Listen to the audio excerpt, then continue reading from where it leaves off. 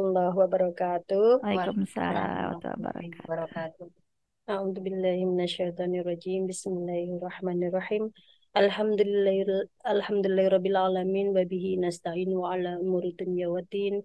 Wassalatu wassalamu ala asrofil anbiya'i wal mursalin wa ala alihi wa sahbihi ajmain amma ba'du. Yang saya hormati Ibu Ustadzah Nur Hamidah, yang saya hormati ibu-ibu sekalian, jamaah halakoh hari Selasa pada Selasa tanggal tanggal berapa? Tanggal 3 Januari. 3 Januari. Alhamdulillah, puji syukur kehadirat Allah Subhanahu wa taala, yang mana em, hari ini telah memberikan nikmat sehat serta waktu kepada kita semua sehingga kita dapat melaksanakan kajian Selasa hari ini.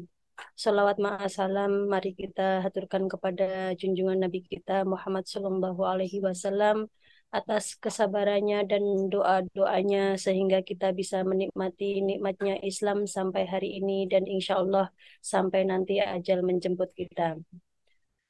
Baik ibu-ibu, Ustadzah, adapun tema kajian kita hari ini adalah kedermawaan jiwa, kedermawanan jiwa.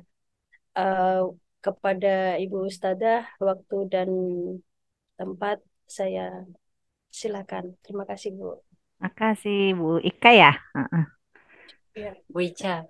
Oh, Wica. Heeh. Waktu dan tempat. Oh, berarti saya nanti itu dong bisa nyelip di situ tuh bertiga. Ini malu-malu. Ah, Oh, Mbak Kasih apa-apa. malu-malu mau gabung. Iya nih si Mami. Kan dibagi tiga, Bu. Bonusnya. Nah, Papa yang pinggir kelihatan kurus kok. Maskernya dicopot biar nggak kelihatan kita dari luar. Oke, saya izin share screen ya.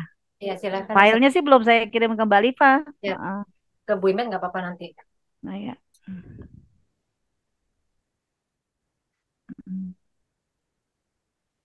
Nah, ada nampak kan? Ya, Bismillahirrahmanirrahim. Rabbi syrah li sadari wa yassir li amri wahlul 'uqdatam min lisani yafqahu qawli. Assalamualaikum warahmatullahi wabarakatuh. Assalamualaikum Al- warahmatullahi wabarakatuh. ya, Alhamdulillah wassalatu ala Rasulillah wala haula wala quwwata illa billah amma ba'du asyhadu alla ilaha illallah wahdahu la syarikalah wa asyhadu anna Muhammadan abduhu wa rasuluhu la nabiyya ba'da. Allahumma shalli ala Muhammad wa ala ali Muhammad fil alamin innaka Hamidum Majid. Alhamdulillah di tahun baru ini ya, jadi semua yang ditakdirkan oleh Allah pasti baik. Harusnya materi ini adalah penutup akhir tahun kemarin. Ya, tapi dengan segala situasi dan kondisi, Allah takdirkan yang terbaik kita membahas tentang kedermawanan jiwa, kedermawanan hati, ternyata di uh, tahun 2023, ya di awal tahun. Ya berharap inilah yang menjadi resolusi diri kita. Ya, kita tidak hanya mengejar kedermawanan dari sisi harta, tapi juga kita akan melengkapi diri kita dengan kedermawanan jiwa, ya kedermawanan hati. Kenapa demikian? Ya karena kita nggak kepingin hanya sekedar kaya harta, tapi miskin jiwa. Nah, kita kepinginnya kaya harta dan juga kaya jiwa. Ngeri kalau yang cuman sekedar hartanya banyak, kaya harta, tapi miskin jiwa.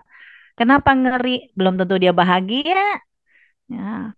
Orang yang miskin jiwa, walaupun punya harta yang banyak, kaya harta, bisa jadi sekali lagi hidup pun terasa sempit, makan tak kenyang, tidur tak nyenyak. Ya, sebab orang yang miskin jiwa, ya dia kena penyakit julid. Mm. Kalau bahasa zaman dulu tuh, ya teknologinya masih teknologi jadul, ya kena penyakit SMS. Seneng melihat orang susah. Ya, padahal mah dia udah kata kita mah udah cukup lah hartanya. Tapi kenapa tetangga beli Mercy baru, beli Alphard baru, lah dia habis uangnya untuk masuk rumah sakit kan gitu kan. Nah, yang nyesek dia, yang stres dia. Padahal yang beli mobil baru tetangga. Nah, ini disebabkan karena miskin jiwa kan gitu.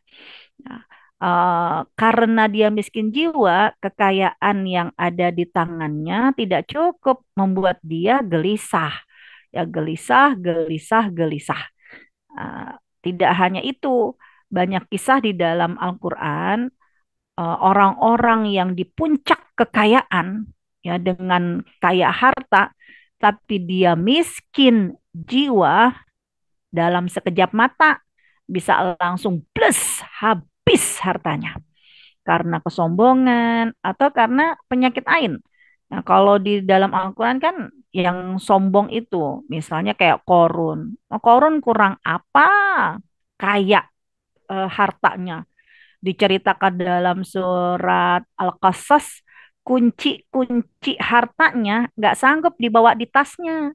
Tapi kunci-kunci menyimpan hartanya itu harus dibawa oleh rombongan orang-orang yang kuat yang harus membawa kunci-kunci harta kemanapun dia ada.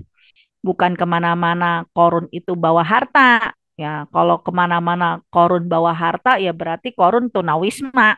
Ya, nggak punya rumah. Tapi kemana-mana bawa kunci harta. Nah, kalau kita sekarang, kunci harta kan ATM, kunci rumah, kunci apartemen, ya kunci gudang misalnya.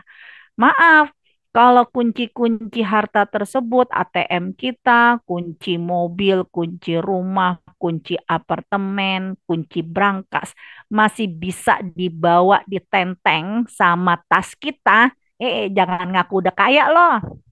Ya, belum sekaya Korun. Nah, lihat Korun udah kaya apa kayanya, tapi karena dia miskin jiwa, sombong, dalam sekejap mata langsung habis, tak tersisa. Ya, sampai akhirnya dia dimakan bumi kan. Orang-orang kalau menemu harta kan disebut dengan harta karun, ya, karena harta korun.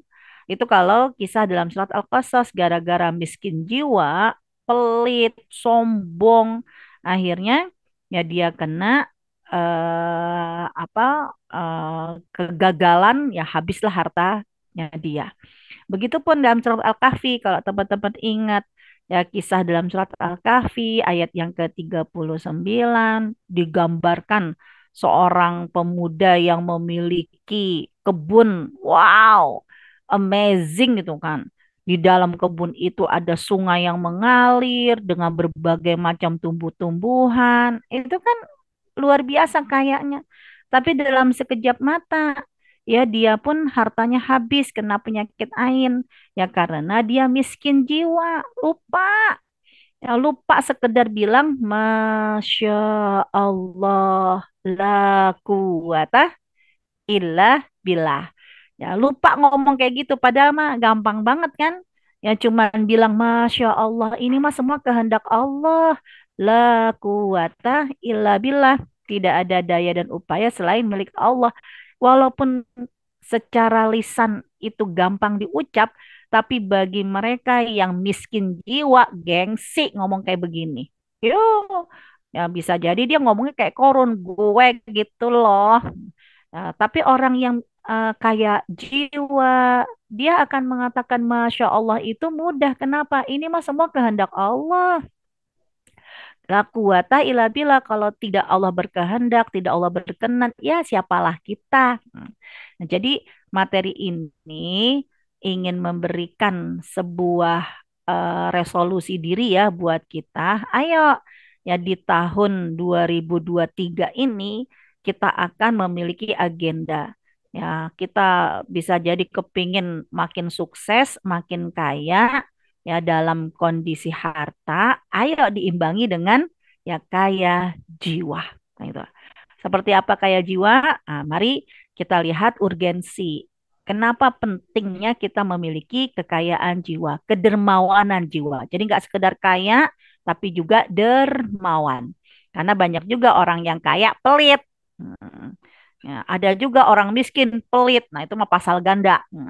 Nah, kita harus menjadi orang yang kaya dan dermawan, tapi tidak bicara masalah harta, ya, namun jiwa. Ya, kenapa kita perlu memupuk ini? Ini perjuangan banget. Jadi kaya aja harus perjuangan, apalagi dermawan juga harus berjuang.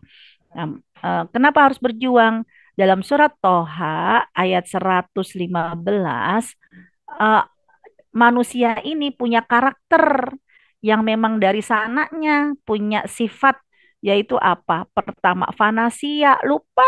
Hmm. Sekarang diingatkan bisa jadi besok lupa kan gitu kan? Karena memang manusia itu sifatnya lupa. Walam najid lahu azma. Udah gitu apa? Mager. Ya, udahlah pelupa dan juga mager. Ini dua potensi banget membuat kita maaf ya, menyakiti orang lain atau berbuat zolim terhadap diri sendiri. Lupa, lupa kalau harta ini titipan, lupa ya kalau hati kita ini adalah raja.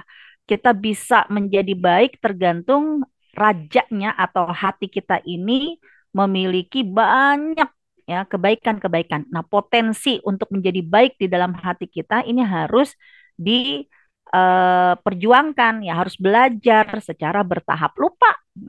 Nah, kemudian apalagi dalam surat 70 itu surat Al-Ma'arij ayat ke-19 sampai 21. Dari sananya ya, sifat manusia itu innal insan khuliqa halu'a. Ya diciptakan suka ngeluh. Dikasih sedikit, wah, ngeluh. Dikasih banyak juga ngeluh. Karena memang ya dia suka ngeluh. Ya, inilah sifatnya manusia.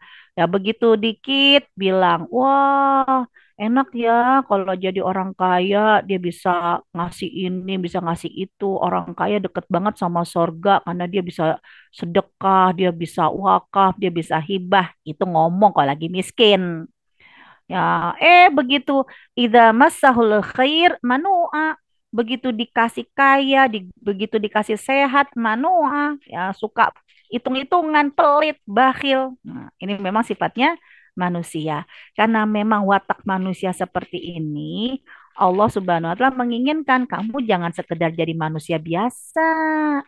Kamu harus berjuang menjadi manusia yang luar biasa. Di antaranya adalah memiliki kedermawanan jiwa.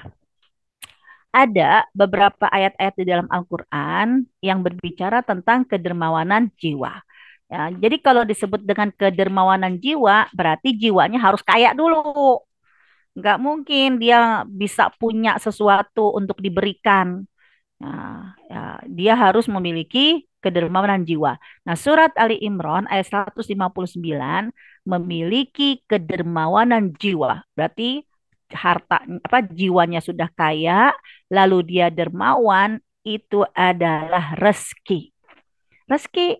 Jadi kalau kita belum memiliki ini, ah, introspeksi diri, ya Allah, tahun kemarin kemana aku? Kenapa kok tahun ini aku nggak memiliki, dianugerahkan kekayaan jiwa lalu menjadi orang yang dermawan, ya kedermawanan jiwa kemana?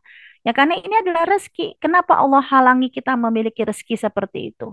Nah, salah satu dari kedermawanan jiwa yang menjadi modal untuk menjadi orang baik, ya yang disenangi oleh lawan dan juga ya disenangi oleh kawan dan disegani oleh lawan, di antaranya rezeki kedermawanan jiwa yang dimiliki oleh Rasulullah. Namun ayat ini mengingatkan Rasulullah memiliki kedermawanan jiwa itu bukan karena Rasul gitu loh, enggak. Tapi karena apa? Karena rezeki dari Allah. Nah, Tuhannya Rasul kan sama sama Tuhan kita. jalan yang kita tempuh sama dengan jalan yang ditempuh sama Rasul. Berarti rezeki yang Allah janjikan untuk Rasul sama rezeki yang juga Allah janjikan untuk kita. Nah, Rasul menjadi baik, memiliki kedermawanan jiwa disebut oleh Allah fabima rahmatim minallah. Kalau bukan rahmat dari Allah, kamu nggak akan memiliki hati yang lemah lembut. Jadi salah satu dari modal dasar orang yang kaya jiwa lalu dermawan, hatinya lembut, nggak keras kayak batu. Hatinya lembut dulu. Nah, Rasul itu memiliki hati yang lembut, lemah lembut. Itu bukan ya Rasul. Enggak. Tapi karena rahmat dari Allah. Bahkan sampai diingatkan oleh Allah. Kalau kamu ya pelit jiwa, ya, kamu bakhil jiwa, bersikap keras, lalu bersikap kasar, ya mana ada orang yang mau deket-deket sama kamu. Jadi kalau ada di antara kita yang orang itu nggak nyaman sama kita, menjauh sama kita, kenapa nggak asik loh gitu kan? Lo batuk kan gitu kan? Ah berarti introspeksi ya Allah, ya jangan sampai tahun ini masih tertutup juga rezeki memiliki potensi dasar ya dermawan jiwa, ya kekayaan jiwa, ya dengan memiliki hati yang lemah lembut. Dan sekali lagi, ini adalah rahmat dari Allah. Tapi rahmat ini bukan kayak hitungan kancing, ya kan? Wah, tang ting tung tang, ya siapa yang dapat itu ya tergantung hitungan nasibnya. Tidak, rezeki ini Allah berikan melalui proses kamu belajar dulu. Jadi kamu ikhtiar dulu, kamu menjemput rezeki dulu. Nah, bab kita karena adalah rezeki kekayaan jiwa, kedermawanan jiwa, berarti kamu jemput rezeki itu. Caranya apa? Latihan, seperti Rasul, latihan dulu. Apa latihannya? Fa'fu anhum, maafkan. Jadi orang yang kekayaan hatinya ya itu bersinar dan dia mampu memberikan kedermawanan jiwa kepada orang lain, ya tandanya hatinya lemah lembut dan dibuktikan dengan apa? Dia mampu memaafkan. Belajarlah memaafkan, memaafkan, memaafkan, memaafkan. Sampai kapan? Sampai kamu jadi pemaaf. Ya Allah, Ustazah kayak gitu banget sih. Ya udah maafin, maafin. Sampai kapan? Sampai kamu menjadi pemaaf. Kan begitu. Orang kalau udah capek memaafkan, ya udah biarin aja, gitu kan. Nah, itu ya dia menjadi pemaaf, ya. Maafkan. Setelah itu wastagfir lahum. Belajarlah jemput rezeki agar kita memiliki hati yang lembut, berarti nanti bisa memiliki kedermawanan jiwa. Belajar yang berikutnya apa? Yaitu mohonkan ampun untuk mereka. Jadi istighfarnya bukan istighfar untuk kita. Jadi bagaimana menghadapi konflik, ketidaknyamanan, belajar tidak hanya memaafkan. Belajarlah dengan istighfar. Kan salah satunya kan kadang reaksi ibu begitu kalau ngelihat anaknya astagfirullahalazim gitu kan. Nah, itu uh, lagi belajar. Hmm. Ya dia mampu memaafkan kesalahan anaknya. Ya masa sih nggak mampu memaafkan kesalahan bapak anaknya kan gitu kan. Ya juga ya ayahnya anak-anak dimaafkan gitu, maafkan. Apalagi neneknya ya neneknya anak-anak kita kan gitu ya yang bisa jadi kan neneknya itu bukan ibu kita tapi ibu mertua kan gitu kan ya kalau ibu kita mah kita masih ya oke lah tapi kalau ibu mertua ngapain sih ya ikut-ikut urusan rumah tangga orang. Ya ini anak-anakku terserah aku dong mau ngapain kek. Ya udah ya ketika ada konflik, belajarlah untuk memiliki hati yang kaya, maafkan, maafkan, maafkan, nanti lama-lama jadi pemaaf. Ya, lalu istighfar, istighfar, istighfar, ya ketika memang ya kita menghadapi kondisi yang tidak nyaman dalam hati kita. Sampai latihannya kan kata Rasul suruh berapa kali? 70 kali. Hmm. Baru kalau kita sudah memaafkan, kita sudah memohonkan ampun, berarti nanti pada saat bermusyawarah kamu udah adem. Ya, wasyawirhum fil amr. Ya, bermusyawarah itu adem. Ini modal yang pertama, kedermawanan jiwa yang disebutkan dalam surat Ali Imran. Sekali lagi itu adalah anugerah rezeki.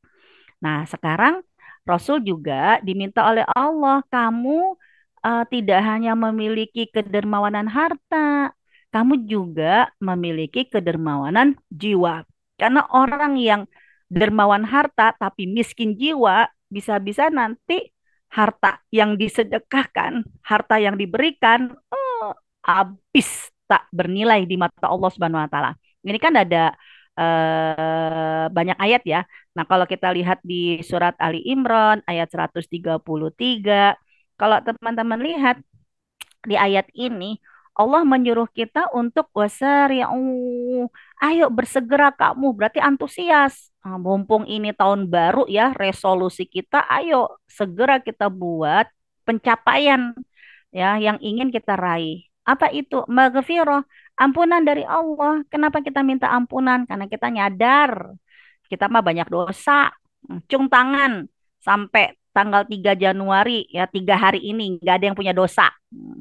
Nah, ada nggak di antara kita yang tidak punya dosa? Pasti kan semua punya dosa. Nah, resolusi diri yang ingin kita persiapkan adalah kita mengejar ampunan dulu dari Allah Subhanahu wa taala. Ya, ampunan dari Allah Subhanahu wa taala. Uiddat lil muttaqin, yang dipersiapkan, dijanjikan buat siapa? Buat orang yang bertakwa. Siapakah orang yang bertakwa? Nah, dermawan harta. Alladzina yunfikun, mereka yang bersedekah, tapi harus dermawan jiwa. Jangan cuman dermawan harta doang, tidak diiringi dengan dermawan jiwa. Sebab di ayat ini Allah menyuruh mereka yang bersedekah dikala senang dan juga bersedekah dikala berat, dikala sulit. Hanya orang yang punya kedermawanan jiwa yang dia nggak ngepel soal hartanya, nggak ngepel soal duitnya, baik dikala suka maupun dikala tidak suka. Ya, dikala cinta, adapun dikala benci. Hmm. Jadi orang yang bisa berinfak dengan baik tidak hanya orang kaya harta, tapi juga harus kaya jiwa. Ya, bahkan nggak hanya dia bersedekah di waktu lapang ataupun di waktu sempit, mampukah dengan bersedekah sambil bersedekah dia menjaga amarahnya, wal kadhiminal ghaidha, menahan emosi, menahan amarah, wal afina anin nas, dan juga memaafkan kesalahan orang lain. Kalau ini nggak dimiliki, kita tahu dalam surat Al-Baqarah ayat 180, ayat 200, ayat berapa deh? Coba lihat, 260 ya? 264 kalau nggak salah. 264 itu langsung disebut oleh Allah. Ya yuhalladina amanu la tubtilu sadaqatikum. Hai orang-orang beriman, jangan kamu batalkan. Kenapa disebut batal? Ya berarti habis-bis. Ya kayak kita sholat Zuhur 4 rakaat. Ya Allah, lagi duduk tahiyat akhir. Ya karena dari sujud kedua kan. Nah, itu kan bisa jadi kalau yang lagi kembung tuh udah sujud yang kedua, itu perut udah dorongan pengen buang angin. Ya, bener-bener tuh. Begitu duduk tahiyat akhir baru at-tahiyatul mubarakatus sholawatut, nggak kelar. Brot ya kan, buang angin. Berarti apa? Batal. Kalau disebut dengan batal, apakah nanti dia hanya mengulang tahiyat akhir aja? Kan enggak. Dia harus mengulang wudhunya, dia harus mengulang sholatnya dari awal takbir. Nah, jadi ayat surat Al-Baqarah ya ayat 264, Allah menyebutkan dengan batal. Pahala yang tadi dijanjikan oleh Allah di ayat ke 260, 1 rupiah dilipat gandakan menjadi 700 kali. Jadi orang yang sedekah 1.000 rupiah itu seperti dilipat gandakan 700.000. Gitu. Itu kan gede banget. Ya Allah mah, nggak kikir ngasih pahala. Oh, Allah kasih tuh kamu infak cuma 1.000, dilipat gandakan jadi 700.000. Tapi jangan sampai ya kamu batalkan pahala sedekah kamu gara-gara apa? Bil manni wal adza. Ya, kamu ngungkit-ngungkit wal adza dan nyakitin. Kenapa kita ngungkit-ngungkit? Karena kita tidak mampu menahan amarah. Ya Allah. Ya Allah kayak kacang lupa kulitnya. Ya, padahal inget-inget kenapa sih kemarin waktu susah siapa yang peduli sama kamu? Semua orang nggak ada yang nengokin kamu, nggak ada yang peduli sama kamu. Nih muka aku nih. Kan kadang gitu. Kalau kita mau ngasih orang biar orang itu inget-inget nih mukanya nih. Kalau pakai masker dibuka maskernya nih, inget-inget ya muka ibu nih. Jadi kalau ketemu jangan diem aja, kalau ketemu jangan cuek. Nah, ketemu tuh ya just say hello lah.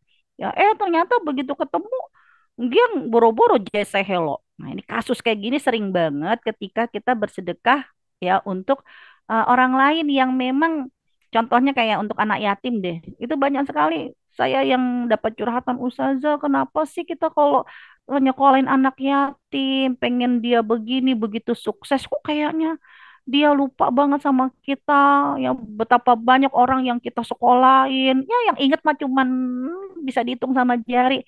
Ya Allah, apalagi anak yatim. Anak yatim itu tidak membutuhkan ibu. Anak yatim mah sudah dijamin sama Allah. Justru kita yang membutuhkan anak yatim. Kenapa? Karena kita kepingin berdampingan sama Rasulullah SAW. Salah satu caranya kan dengan anak yatim. Masa segampang itu mau berdampingan sama Rasul, diuji dengan anak yatim, ya ternyata ya mudah sekali dilakukan. Ya enggak, ya bisa jadi di mana-mana itu banyak pengalaman ketika dia menyantuni anak yatim. Ya kayak kacang lupa kulitnya, nggak inget. Nah, kalau nanti kita, saya kepengen nasehatin dia, oh marah-marah, ngungkit-ngungkit kesalahan, akhirnya apa? Habis pahalanya. Jadi 700 kali lipat sedekah yang Allah lipat gandakan pahalanya sebanding lurus dengan kedermawanan jiwa. Nah sekarang ya kalau begitu kalau kita kepingin dermawan berarti kan kita harus kaya dulu. Ya kira-kira kekayaan apa yang perlu kita pupuk agar hati kita ini nggak miskin jiwa. Hati kita benar-benar kaya. Hmm, Karena dalam hadisnya Rasulullah SAW, Rasulullah yang menyebutkan, laisal gina, bukanlah yang disebut dengan orang kaya itu, ankasrotil arab, yang punya banyak benda, yang punya banyak harta, bukan. Walakinnal gina, tapi yang disebut dengan orang kaya itu adalah ginan nafsi, orang yang kaya jiwanya. Itu kalau orang sudah punya kaya jiwa, gampang mengalir. Ya, itu kebaikan-kebaikan yang dia lakukan itu akan membuka pintu-pintu rezeki buat dia, pintu-pintu kesuksesan buat dia. Itu janjinya Allah dan Rasulnya. Hmm.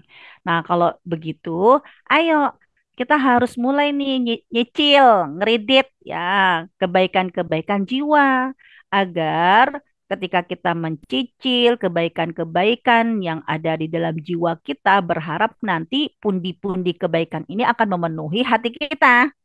Nah, dan kita bisa dermawan, kita bisa memberi. Nggak mungkin kita bisa memberi kalau kita nggak punya. Kita harus punya dulu, baru kita bisa memberi. Apa yang diminta sama Rasulullah SAW untuk mengisi pundi-pundi jiwa kita biar jadi kaya? Hmm. Rasulullah SAW bersabda di atas mimbar, mulailah dari bersyukur walaupun sedikit menurut orang yang kita terima. Tapi tetap kita syukuri. Ya, walaupun sedikit. Ya, contoh saya pernah tuh kaget-kaget aja ada ya orang di antara kita ya masyarakat kita yang masih berkomentar pada saat ada saudara yang sakit, kecelakaan, kemudian dia masih bersyukur. Gimana kabarnya? Iya nih, alhamdulillah ya ini masih selamat, padahal kita lihat selamat kayak apa, kakinya eh, patah, motornya rusak, masih bilang alhamdulillah. Kan kadang ada orang yang bilang begitu. Heran deh gue sama orang Indonesia, keseleo aja masih bilang alhamdulillah. Yang motor rusak aja masih bilang alhamdulillah. Ya, berarti apa? Dia miskin jiwa. Gimana dia bisa menjadi orang yang dermawan? Kalau pundi-pundi dari kecil, hal yang kecil, syukuri. Walaupun menurut orang itu sedikit, tapi menurut kita ini anugerah. Siapa yang bisa mensyukuri yang sedikit, maka dia akan mampu mensyukuri yang banyak. Satu. Terus yang kedua apa? Ya, mengisi kedermawanan jiwa ya agar harta kita jiwa kita ini menjadi apa ya kaya ya yaitu diantaranya apalah diminta oleh Rasul adalah ya berterima kasih kepada manusia. Terima kasih, ya terima kasih. Itu kan kata-kata yang paling alergi ya diucapkan oleh orang yang sombong. Nah, kita kepingin jiwa kita itu kaya. Kalau kita sudah punya dan kita sudah mengisi pundi-pundi kekayaan jiwa kita, sekali lagi kita akan bisa memberi. Nah, Rasul menyuruh ya yaitu belajarlah kamu berterima kasih kepada manusia. Terima kasih. Bukan berarti berterima kasih kepada manusia berarti lupa dengan Allah. Tidak. Ya, siapa yang tidak berterima kasih kepada manusia berarti dia tidak bersyukur kepada Allah. Ya, dan bicarakan nikmat yang Allah berikan. Nggak apa-apa. Update status Alhamdulillah holiday at Hong Kong kan gitu. Dia bilang, ya Allah, nggak kaleng-kaleng kan gitu kan. Ya, kenapa kita membicarakan? Karena Allah anugerahkan, Alhamdulillah, ya sehat walafiat, bisa holiday, bisa liburan ke sana, liburan ke sini bersama keluarga. Nah, ini membicarakan nikmat dari Allah itu adalah bagian dari mengisi kekayaan jiwa. Karena kita mampu ni'mati rabbika fahaddis. Atas nikmat yang Allah berikan, ngomong sebagai wujud syukur. Hmm. Sedangkan meninggalkannya, ya udah dikasih sama Allah tapi di keep, ya disimpan. Ya, orang melihat kayaknya melihat kita tuh, aduh kesian banget. Kayaknya kita tuh miskin, kayaknya kita tuh menderita, kayaknya kita tuh ah yang nggak punya apa-apa. Justru orang yang menutupi anugerah yang Allah berikan berarti dia kufur. Gitu. Nah, ini yang diingatkan oleh Rasulullah SAW. Ya, sekali lagi sampai ditegaskan ya bagaimana ayo belajar yang mengisi kekayaan jiwa kita tidak hanya bersyukur kepada Allah alhamdulillah ala kulli hal. Kan diajarkan sama Rasul begitu. Kalau bersyukur kamu dengan sesuatu yang kamu sukai, alhamdulillah, ala nikmatillah, tutimus sholihat. Pokoknya alhamdulillah deh. Tapi ketika bersyukur sesuatu yang mungkin tidak sesuai dengan rencana kita, tidak sesuai dengan keinginan kita, ekspektasi kita, tetap kita ngucapin alhamdulillah ala kulli hal. Alhamdulillah ya atas segala sesuatu. Alhamdulillah di setiap situasi dan kondisi. Alhamdulillah. Nah, ini tandanya kita kaya jiwa. Juga sering-sering berterima kasih dengan manusia. Ya, siapa yang tidak mampu berterima kasih kepada manusia, berarti dia tidak bersyukur kepada Allah. Ya, tidak akan nih sampai hadis yang lain, tidak akan bersyukur kepada Allah orang yang tidak berterima kasih kepada manusia. Belajarlah, thank you, ya terima kasih. Jadi apalagi ditambahkan dengan doa, jazakallah. Karena kalau teman-teman lihat bahasa Arabnya syukron, kenapa dijawabnya afwan? Ya, syukron itu kan artinya terima kasih. Afwan itu artinya apa? Sorry. Kan kalau kita lihat secara tekstual ya, ini kagak nyambung banget. Orang bilang syukron, syukron, terima kasih, terima kasih. Jawabannya apa? Afwan, sorry. Kan gitu. Makasih ya, sorry ya. Kan kayaknya kagak cocok banget. Nah, ini bagian dari akidah. Karena dalam tradisi Arab, ketika kamu mengatakan syukron, syukron, ya kamu tidak hanya berterima kasih kepada manusia, maka biasanya nih jawabannya afwan, syakirilah. Maaf, jangan lupa syakirilah. Bersyukurlah kamu kepada Allah.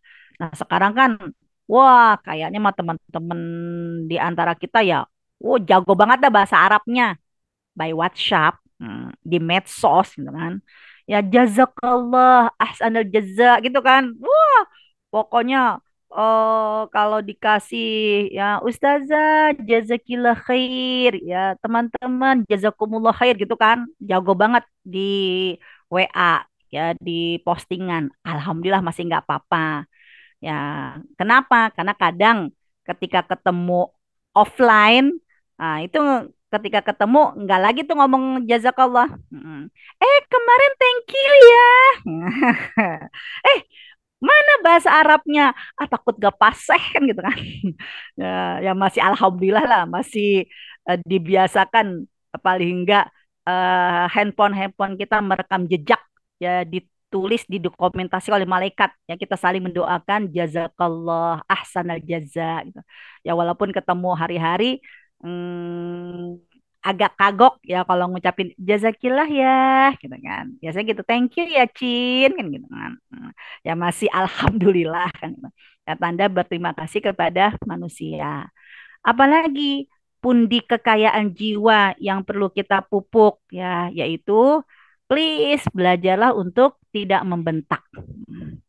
Ya karena dalam hadisnya Rasulullah Shallallahu Alaihi Wasallam ya siapa Anas bin Malik yang selalu melayani Rasulullah SAW dari kecil dia mengatakan enggak Rasulullah SAW itu mengatakan ya kan artinya membentak lah yang membentak ya karena ketidaksuka ya dan itu dirasakan dan di apa ya dipersaksikan oleh Anas bin Malik ya bahwa Rasulullah itu emang tidak membentak ya orang yang tidak membentak ya tandanya dia memiliki kekayaan jiwa lalu mengekspresikannya sebagai orang yang dermawan jiwa.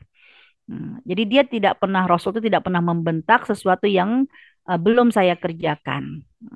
Kemudian orang yang dermawan jiwa ya karena di antaranya adalah dia menghargai waktu ketika janji. Ya, janji itu bisa jadi bagi orang yang menunggu, aduh, semenit, 2 menit, 10 menit itu berat banget, lama banget. Ya kan. Tapi yang ditunggu nggak berasa kan gitu kan. Ya, sebentar ya. Allah cuma 10 menit doang. Allah ditunggu. Coba menunggu. Kan gitu kan. Nah, jadi belajarlah ketika kita sudah janji pukul sekian. Hargai waktu orang yang sedang berjanji sama kita, yang sedang janjian sama kita. Karena kalau kita tidak menghargai waktu mereka, tidak menepati janji yang telah disepakati, berarti kita miskin jiwa. Orang yang kaya jiwa, lalu dia dermawan jiwa, dia tidak akan mengolor-ngolor waktu. Dia akan menghargai waktu semenit sekalipun.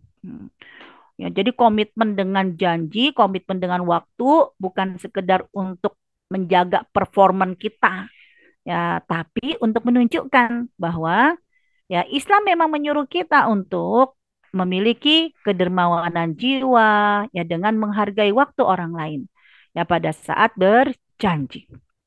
Ya, itu yang membuat saya jadi komitmen kalau sudah janji pukul sekian, tepat waktu ya bukan untuk sekedar jaim ya jaga image, nah, tapi ya inilah tanda bahwa kita nggak kepingin dicabut oleh Allah sebagai orang yang dermawan jiwa, tapi dicap oleh Allah sebagai orang yang miskin jiwa, bakhil jiwa, ya karena kamu tidak menghargai waktu orang ketika berjanji. Ini kisahnya Rasulullah dengan orang Badui sekalipun, orang yang tidak dipandang sebelah mata lah sama orang lain, orang deso gitu kan, tapi tetap Rasulullah menghargai waktunya. Nah, salah satu lagi, ayo kita pupuk agar pundi-pundi hati kita itu bisa penuh dan kita bisa dermawan, ya memberi kepada orang lain. Yaitu apa? Ya gemarlah menolong. Karena Rasulullah SAW diceritakan oleh para sahabat itu nggak pernah bilang tidak ketika ada seorang sahabat ya untuk minta bantuan sama Rasul. Ya, Rasul bilang iya, ya, tidak pernah mengatakan tidak. Dan hanya nanti bagaimana memberikan pertolongannya, ada kalanya Rasulullah menolong sendiri, ada kalanya Rasulullah menjadi fasilitator. Hmm. Kayak pernah ada seorang sahabat, ya dia mau berangkatlah ke satu tempat bersama dengan Rasul. Rasul naik ya kendaraan tumpangannya, ya kendaraan yang dia miliki. Ya Rasulullah SAW, aku nggak punya kendaraan. Ya ibaratnya nebeng dong gitu loh. Ya nebeng dong gitu kan. Ya karena kan kendaraan Rasulullah SAW ini tidak mungkin menampung dua orang. Ya karena dengan berbagai macam pertimbangan Rasul bilang oh iya gitu. Tapi Rasulullah ya bukan memberikan tumpangan orang tersebut ya bersama dengan Rasul ya dalam satu kendaraan. Rasulullah memberikan sebagai fasilitator, memfasilitasi. Siapa di antara kalian yang memang ada kelebihan kendaraan untuk diberikan kepada saudara. Udah akhirnya ada seorang sahabat, oh saya punya dua ya kuda, silakan ya satu ini dimanfaatkan untuk saudaranya. Jadi bilang iya karena bisa jadi bukan kita yang menolong karena kemampuan kita, tapi kita menjadi fasilitator. Nah, itu yang dilakukan oleh Rasulullah. Nah, gemar berbagi walaupun dengan cara masing-masing. Nah, tadi Rasul. Nah, kalau Ibunda Aisyah dengan Ibunda Asma juga senang berbagi, tapi caranya beda-beda. Ya, kalau Ibunda Aisyah itu senangnya apa? Ngumpulin dulu. Ngumpulin sedikit, sedikit, sedikit, sedikit. Nah, begitu udah banyak, baru deh ya dia bagikan. Ada yang tipe kayak begitu. Ya, tapi kalau Asma ya binti Abi Bakar itu beda. Dia nggak menunggu hari esok apa yang ada sekarang kasih, apa yang ada sekarang kasih. Kalau Ibunda Aisyah enggak, kumpulin, kumpulin, kumpulin. Nanti begitu udah banyak baru deh ya dia bagi-bagi. Nah, itu nggak apa-apa. Nah, yang modelnya mungkin kayak kita ya kan. Apa? Anak saya kan pernah bilang gini, Umi, oh, kita kan punya badan cuma satu ya. Berarti apa? Baju-baju kita kan yang akan diminta pertanggungjawaban. Iya, semua baju apa sih akan diminta pertanggungjawaban. Tinggal bagaimana kan kita mempertanggungjawabkannya. Udahlah langsung aja deh Mi, dikasih-kasih. Oh, tunggu, jangan ngasih sekarang. Di momen yang paling pas kan gitu kan. Nah, ada kalanya kan kita ngumpulin-ngumpulin, nanti pas momen yang tepat baru kita kasih.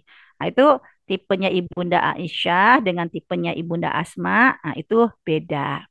Nah, sekarang yang dikhawatirkan adalah ayo teman-teman, resolusi tahun ini jangan pernah ada di antara kita.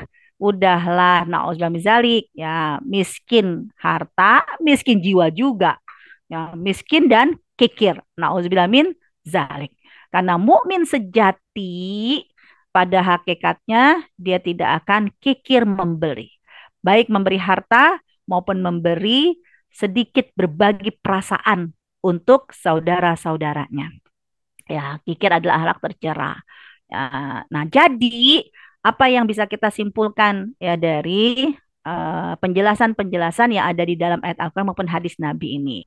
Dermawan harta lagi dermawan jiwa itulah hakikat kesuksesan. Kisahnya adalah Amr bin As. Amr bin As adalah sahabat yang diminta Rasul untuk membuka Mesir. Hmm. Pada saat Amr bin As akan ke Mesir untuk menaklukkan Mesir, membuka Mesir, menjadi peradaban Islam, apa yang disabdakan oleh Rasulullah kepada Amr bin As? Ya, jadi bukan berarti kita cuma memiliki harta, apa memiliki kekayaan jiwa doang. Enggak. harus tawazun, harus seimbang. Dermawan kita harus kaya harta, dermawan harta, dan juga kaya hati ya, agar kita juga memiliki dermawan jiwa. Nah, ini yang dilakukan oleh Amr bin As, ya, yang dilakukan oleh Rasulullah kepada Amr bin As. Apa kata Rasulullah ya kepada Amr bin As? Wahai Amru, pergi kamu ke Mesir.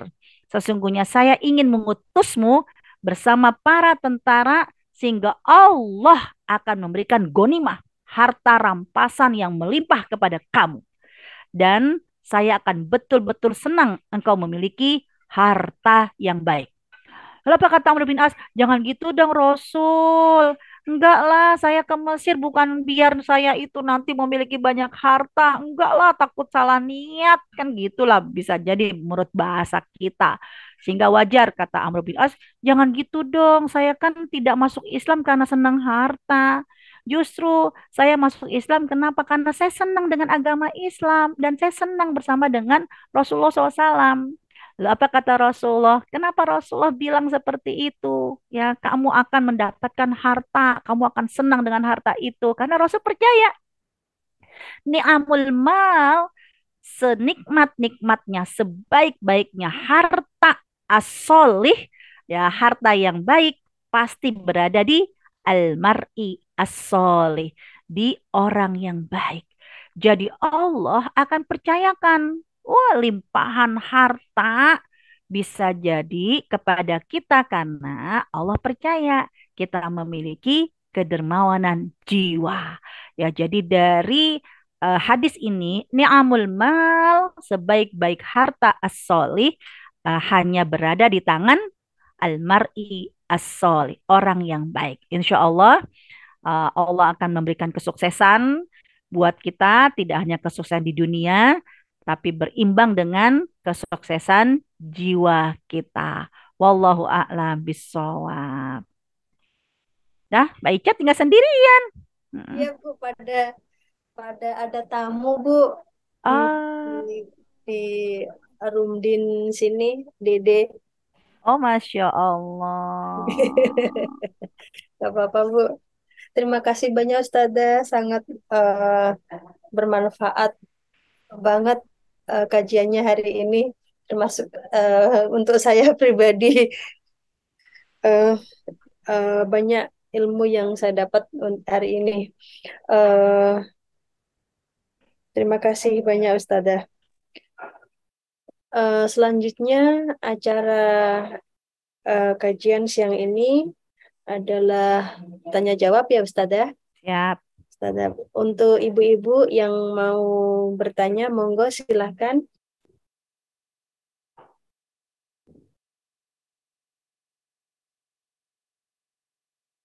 Nggak ada Ibu, nggak ada yang bertanya Ibu. Alhamdulillah.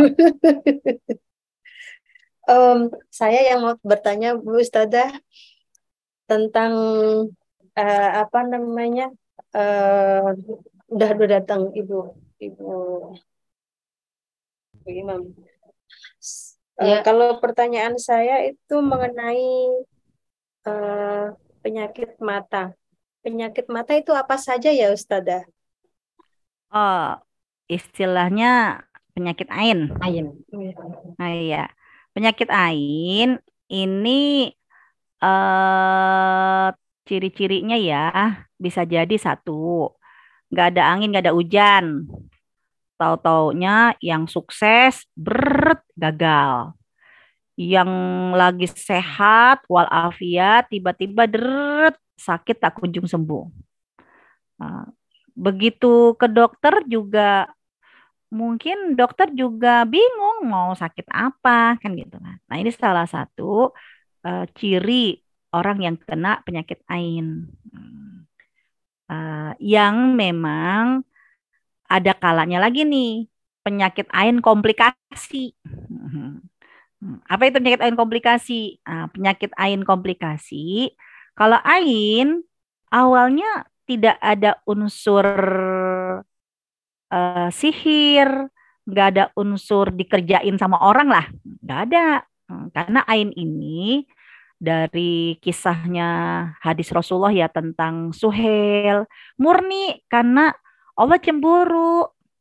Ih, kamu dikasih sehat kok lupa ya, tidak saling berdoa. Yang melihat orang lain sukses, orang lain sehat, kenapa kamu nggak berdoa? Barakallah. Semoga Allah memberkahi kamu. Nah, kamu yang dipuja-puji, kamu yang dikasih kenikmatan, kenapa kamu nggak bilang, Masya Allah, la quwata illa billah. Surah Al-Kahfi.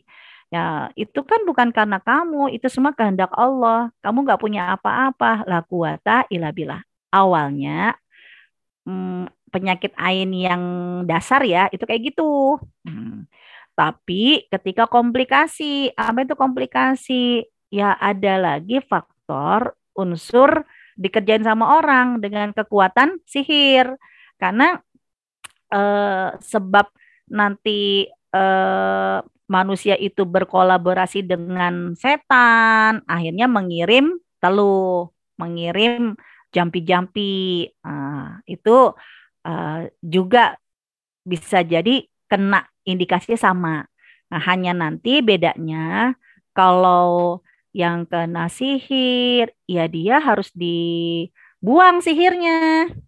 Ya, dengan cara apa buang sihirnya? Kalau tahu di mana jampe-jampenya, ya harus diselesaikan. Misalnya kayak Rasul, waktu tiba-tiba Rasul sakit nggak bangun kan? Ya, ternyata Rasul bukan kena penyakit ain, Rasul kena sihir. Dan rambutnya Rasul, nah biasanya gitu kalau sihir yang terkom terkomplikasi dengan ain, nah itu ada alat peraga. Jadi ada benda-benda kita ya yang berkaitan dengan tubuh kita itu dijadikan buhul, dijadikan media untuk menyakiti kita. Nah, kalau Rasul itu pakai rambut. Rambutnya dijampe-jampe, diikat dengan jampian 11 ikatan. Harus dibuka. Nah, dibukanya akhirnya dengan membaca surat surat Al-Ikhlas, surat Al-Falaq dan surat An-Nas. Nah, itu biasanya kalau yang kena komplikasi ditambah dengan sihir, itu ada apalah yang kita miliki, apa pakaian dalam kita, apakah ludah kita, apakah foto kita, itu berarti dia tidak hanya kena ain, tapi di apa terkomplikasi juga dengan sihir. Tapi kalau yang murni penyakit ain, dia nggak ada media-media kayak begitu. Maka nanti cara menyembuhkannya beda lagi kalau cara menyembuhkannya. Karena kalau cara menyembuhkan penyakit ain dipakai untuk yang kena sihir, wah itu bahaya. Karena kalau yang kena penyakit ain nih, cara proses penyembuhannya apa? Orang yang muja-muji tadi nih, itu disuruh wudhu. Kayak tadi Suhel dipuji-puji kan sama Abu Amr. Kenapa? Karena Abu Amr melihat tubuhnya Suhel di antara tubuhnya orang-orang Arab, ada tubuhnya orang Korea. Nah, itu kan kinclong kan gitu kan. Dia cuma bilang, wow, tubuh kamu terawat sekali. Gara-gara Abu Amr ngomong kayak begitu, lupa mendoakan barokallah. Akhirnya langsung Suhel sakit tak kunjung sembuh. Apa caranya menyembuhkannya? Rasul minta kepada Abu Amr, kamu wudhu. Semua air wudhunya ditampung. Jadi kumur-kumurnya Abu Amr, bekas nyuci kakinya Abu Amr itu ditampung. Setelah ditampung, digunakan untuk bersuci, digunakan untuk wudhunya Suhel. Ini bukan berarti menjadikan wudhunya Suhel itu jimat. Enggak. Justru ini mah menjijikkan, merendahkan.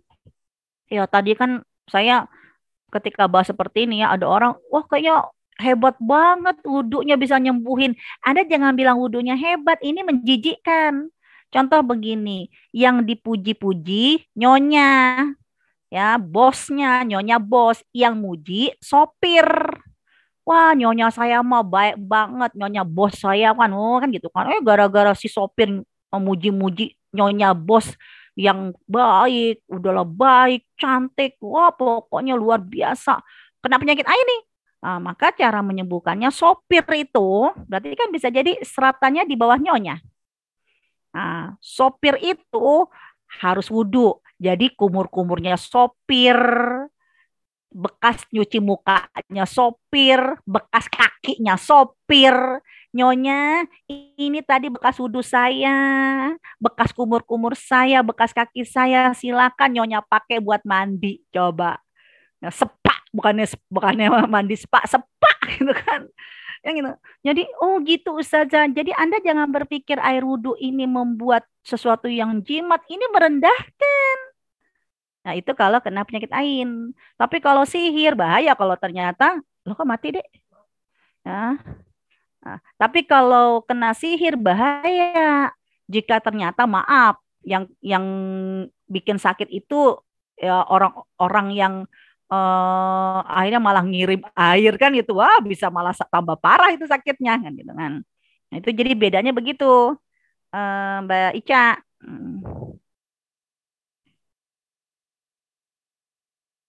Iya Bu Ustazah, karena selama ini penyakit ain menurut saya ternyata berbeda kalau Penyakit. pengertian. Emang yang dipahami sama Mbak Ica apa? Sama kakak.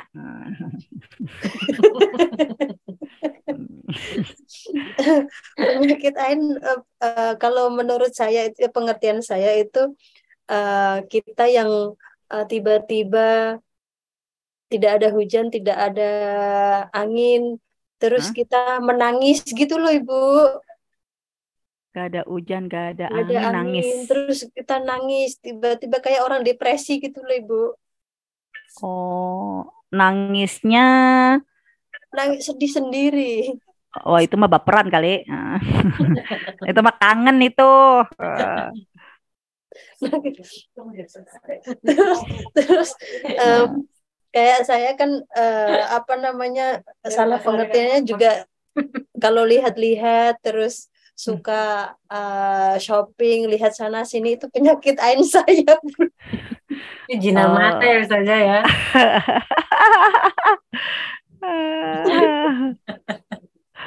Waduh, kadang saya malah ini barusan saya mau malah kepikiran begini, saya mau nitip mata sama Mami. Mami nitip mata ya. Ketawa. Enggak sih, penyakit ain itu ya namanya juga penyakit, ada sesuatu yang membuat rasa sakit atau ya kehilangan sesuatu ya, nggak ada angin nggak ada hujan, nggak ada angin nggak ada hujan ini betul. Itu terus ini ada pertanyaan dari ya kalau kepingin lihat ini, kepingin lihat itu, kepingin shopping ini, shopping itu, nah itu mah tinggal cium suami. Penyakit saya itu. Penyakitnya tawaf di mall ya Ustazah ya. Baik, pertanyaan selanjutnya Ustazah. Apa bacaan spontan jika kita sadar bahwa di hati kita tuh terbesit rasa riya atau lupa membawa nama Allah saat kita bahagia, apa cukup dengan membaca istighfar aja gitu saja? Tidak cukup dengan istighfar. Tergantung lanjutan kata-katanya ya, lanjutan doanya tergantung di mana posisi dan momen kita. Misalnya apa? Ya, kita udah terlanjur memposting. Nah, kan gitu kan, memposting. Kan bisa jadi Masya Allah, kayak kan ada orang itu, jadi orang yang melihat komentator yang bilang Masya Allah, ih anaknya cabi banget, kan gitu kan. Nah, bisa jadi kan kita akhirnya memposting yang karena dipuja-puji sama orang, potensi banget tuh akhirnya. Ya siapa dulu ibunya gitu kan, gue gitu loh. Nah, ketika kondisi seperti ini, potensi banget kena penyakit ain, nggak cukup dengan istighfar astagfirullahaladzim. Langsung lindungi tindakan protektif ya dengan Masya Allah barakallah. La quwata illa billah. Ya, jadi langsung doa yang dipuji dengan doa yang memuji, ya two in one, include langsung kita ucapkan pada saat itu. Jadi istighfar hanya sekedar membuat kita merasa bersalah, tapi doa Masya Allah, Barakallah, la quwata illa billah untuk memprotektif jangan sampai eh, tidak sekedar ria tapi berakibat ya kena penyakit ain. Begitu Mbak Liva. Baik saja.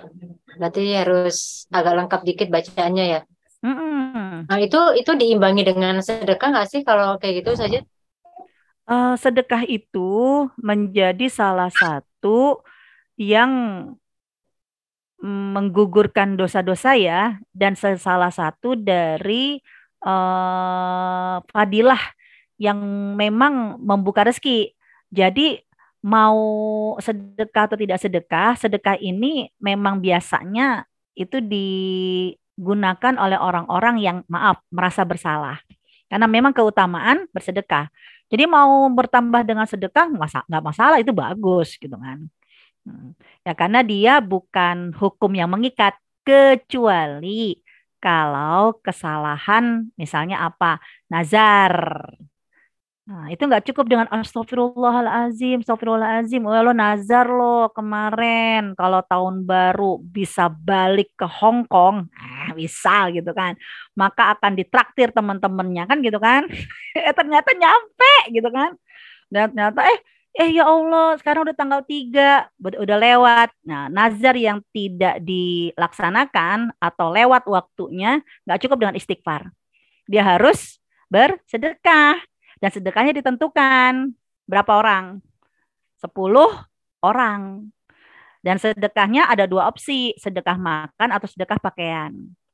Nah, jadi dosa diiringi dengan sedekah, ada yang wajib. Pakaian baru ini, pakaian baru.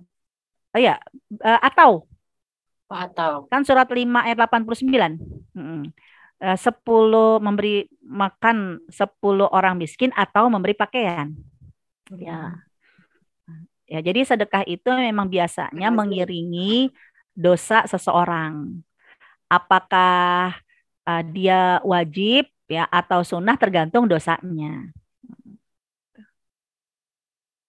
ya oke saja. Lanjut Ustazah, makasih sebelumnya Ustazah penjelasan. Siap.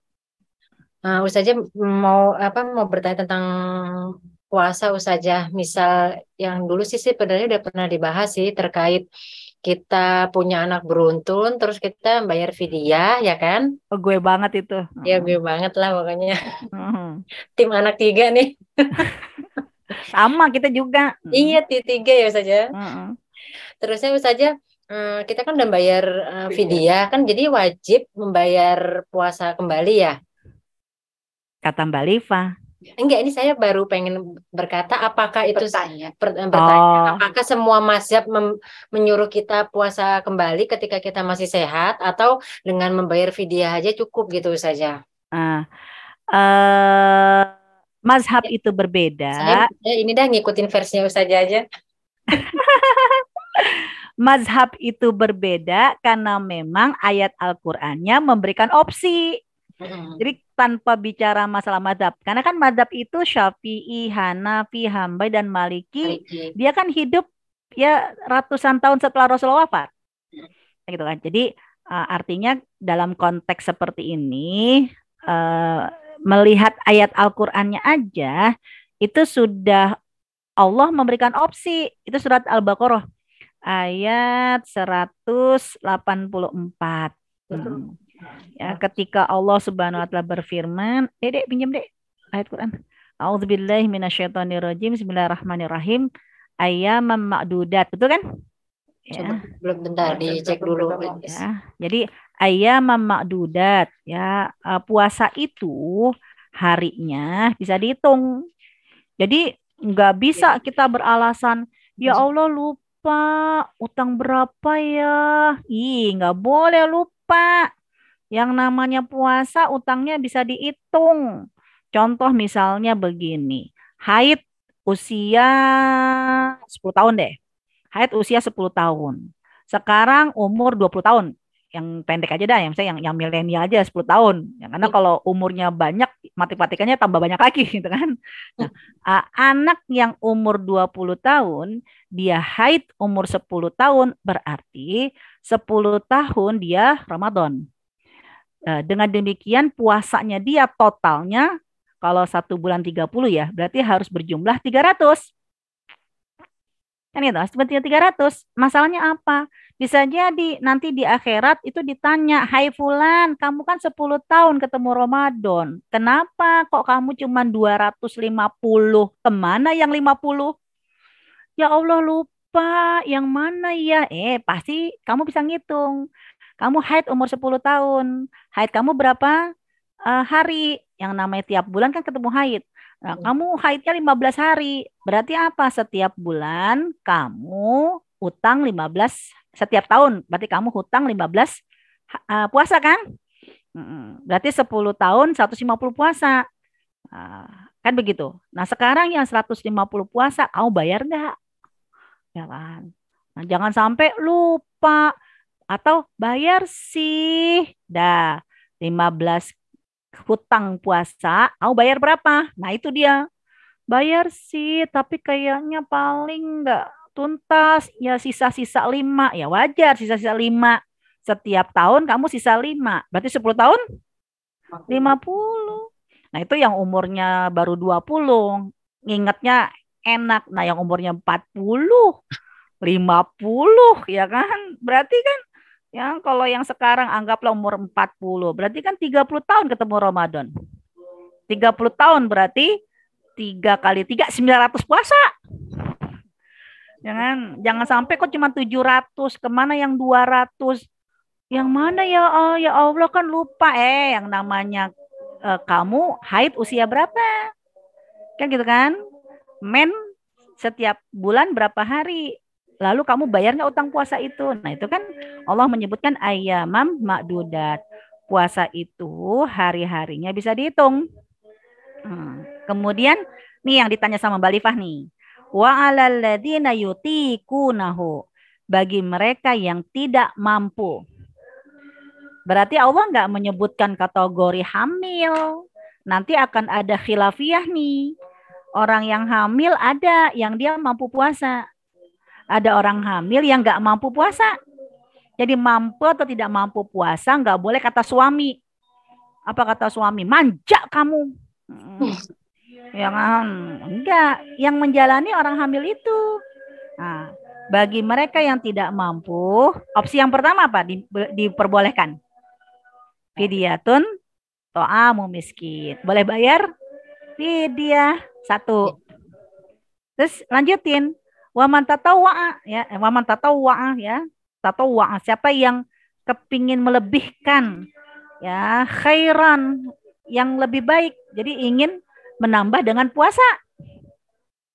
Jadi faman tatawwa khairan fa khairul lahu. Siapa yang enggak cukup dengan fidyah tapi ingin menambah lebih dengan puasa, jawaban Allah apa? Khair. Lebih baik. Lebih baik. Baik. Nah, 2 pilihannya. Yang ketiga apa? Wa antasumu. Kalau dia memilih untuk puasa. Ya, jawaban Allah apa? Khair. Baik. Jadi pilihannya 3. Fidyah saja cukup. Fidyah plus puasa baik. Puasa aja baik. Nah, siapa yang memilih? Wanita hamil itu sendiri. Nggak boleh ngikut-ngikut. Kalau ada di antara kita cuman bisa fidyah doang. Kenapa? Ya Allah Ustazah, hari ini, tahun ini kita melahirkan. Tahun berikutnya kan kita menyusui. Ya, eksklusif 6 bulan. Ya, belum gede si entong. Lagi. Udah hamil lagi. Kan begitu kan? 1 anak 2 tahun 2 Ramadan. 2 anak 4 Ramadan. 3 anak 6 Ramadan. Kan gitu. Nah ini dikembalikan kepada wanita yang hamil itu sendiri. Alhamdulillah. Dengar kan? Saja. Tapi kalau ada di antara kita yang saya mah sekarang udah menopause Ustazah. Saya sekarang kepingin bayar hutang-hutang saya dulu. Ya nggak apa-apa, silahkan. Dulu saya cuma fidyah doang. Sekarang saya mau menambah dengan puasa-puasa, nggak apa-apa. Oke. Kalau kayak gini bayarnya secepatnya atau nanti-nanti sih saja? Nah, memang nih zaman Rasul kagak ada yang telat-telat. Masalahnya kan kasus yang telat-telat itu setelah zaman Rasul, ya kan? Nah, karena yang telat-telat itu adanya di zaman setelah Rasulullah SAW, maka ronah fikih menambahkan. Itulah madhabnya Imam Syafi'i. Imam Syafi'i menambahkan, harusnya kan sebelum Ramadan yang berikutnya. Karena manusia suka lupa. Tapi karena kamu masih tertinggal dengan hutang tahun yang sebelumnya, maka hutang kamu tetap dinilai hutang tanpa dikurangi ataupun ditambahi. Namun, kamu harus bayar fidyah menghukum diri kamu. Jadi puasa atau fidyah ya tambahan, hakikatnya fidyah itu untuk menghukum diri sendiri karena telat bayar. Itu pendapatnya madhab Imam Syafi'i. Kalau yang bukan Syafi'i, dia tidak menambahkan yang lain. Iya, iya, iya. Tapi kalau kita balasnya itu nyantai-nyantai itu kita dapat ini juga nggak sih? Apa rasanya? Kafarot ya? Apa kayak denda gitu loh saja? Kayak Itu gitu dia nggak sih? kalau Imam Syafi'i, ya karena kan kasusnya itu bukan di zaman Rasul. Kasusnya itu kan di zaman setelah Rasul. Nah, kalau Imam Syafi'i, denda untuk menghukum atas kelalaian dia ditambah dengan fidyah. Jadi plus fidyah. Memberi makan orang miskin. Itu madhabnya Imam Syafi'i. Tambah jelas. Ya. Ya, Ya Allah, baru kemarin Ramadan, besok udah Ramadan, nggak berasa deh, kan gitu kan. Iya, iya benar saja. Baik teman-teman, ada lagi yang bertanya. Ini teman-teman kita sebenarnya kritis-kritis semua saja, cuma nggak ngerti deh. Nih Mbak Olin, Mbak Ira nih. Ayo saja coba diacak namanya. Tang ting tung tang. Mbak Yeti, Bu Popi.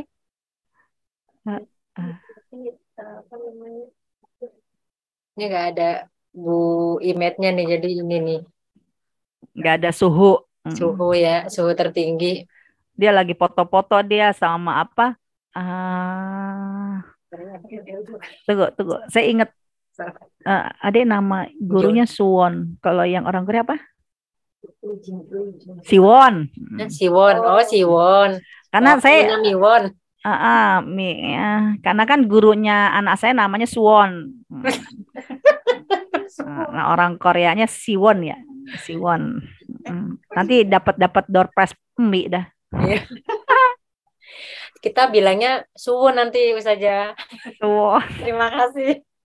Suwon ya, benar-benar. Masya Allah. Ada lagi teman-teman yang ingin bertanya? Ini kita ngepas banget nih di bulan Januari. Kita perkenal dengan Ustazah langsung nih bulan Januari juga. Oh gitu. Jadi udah berapa tahun perkenalan kita? 2021 nih kita nih. Oh baru setahun. 26 Januari 2021. Itu pertemuan pertama? Iya. Jadi baru setahun kita bertemu. Kayaknya udah lama banget dah. 2 tahun. Kan 2 tahun saja 2021, 2022. Kan Januari. Sekarang 2023 Januari. 2023 Januari. Iya saja pengennya gemes deh. Oh berarti 2001, udah 2 tahun ya? Iya 2 tahun, 2 tahun. Iya. Wow, 2 tahun. Masya Allah.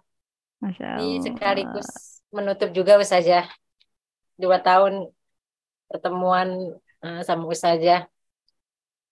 Insya Allah sangat bermanfaat sekali ilmu-ilmu Amin. Ustazah Amin. kasih ke kita. insya Allah kita terapkan ke kehidupan sehari-hari Ustazah. Barakallah. Terima kasih juga semuanya, teman-teman juga yang hadir hari ini sudah meluangkan waktunya. Insya Allah kita akan bertemu kembali, mungkin offline. Kita jadwalkan kembali nantinya. Mungkin karena udah sore juga, kita tutup kembali, tutup langsung ya Ustazah ya. Siap.